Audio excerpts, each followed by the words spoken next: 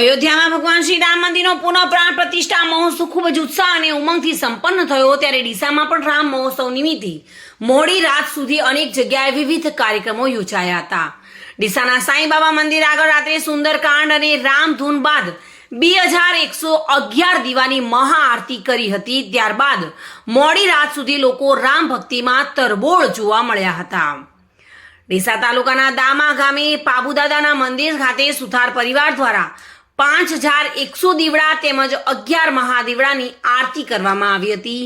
આ સાંસ્કૃતિક કાર્યક્રમ દ્વારા શરૂઆત તેમજ પૂર્ણાહુતિ ગરબા રમીને ભાવભેર ઉજવણી કરાઈ હતી। આ કાર્યક્રમમાં ગામના સરપંચ તથા અન્ય આગેવાનો ઉપસ્થિત રહીને રામ ભક્તિમાં જોડાયા હતા। સમગ્ર કાર્યક્રમને દીપાવવામાં આવ્યો હતો। 2111 દીવડાની મહાઆરતી સાંઈબાબા મંદિરની આંગણમાં કરવામાં આવી હતી અને લોકો ભાવ વિભોર બન્યા હતા, ભક્તિમાં તરબોળ બન્યા હતા, રામધૂન સાથે એકાકાર બન્યા હતા।